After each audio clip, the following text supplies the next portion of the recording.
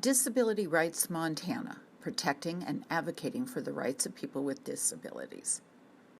With the permission of her friend, we sat down with Carroll College graduate Jenna Starke to talk about her and her friend's experience on campus.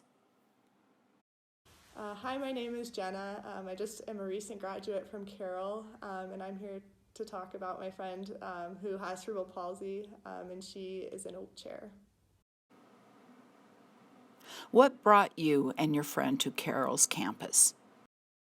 So my friend, she wanted to receive the sacraments in the Catholic Church last spring.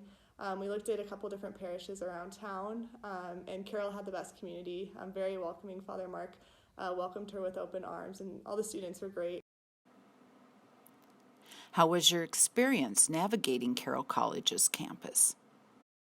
So she wanted to attend class on campus as well as Mass, and we just came across some barriers that really wouldn't allow her to be independent. She could get to class, which was good, but she needed at least somebody else there to help her get to and from the classroom from the parking lot. So RCIA, the class, because the new chapel was built, there's a classroom on the third floor of the chapel. If you go through the bottom entrance of the chapel, you can just take the elevator to get to the third floor. And then if you go through Charlie's, then you have to go through the elevator lift. And she was able to get to the classroom, which was great, but it would take a good 10 to 15 minutes. What were some of the barriers to accessibility that you encountered? So just trying to get from basically the main level of Charlie's to the chapel is a bit of a task.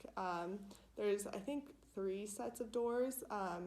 2 of them are pretty heavy because they're fire doors. Those ones aren't automatic, but they're even heavy for me to open as a student. So they would be too heavy for her to open on her own. So that's another one where she'd have to rely on people to open the door for her. And then the lift itself requires somebody else to be there to help operate the lift. So the basement entrance to the chapel is really the one that's for ADA accessibility. And it does have an automatic door. The security will actually flip the switch on top of the door, which turns off the automatic button. So as great as it is to have an automatic door, if the door isn't working or if it's turned off, then it doesn't do any good for my friend because she can't open the door. She can't turn the switch to automatic on her own. But right outside is the old road. I don't know what it's called. It's blocked off now since they constructed reconstructed the chapel.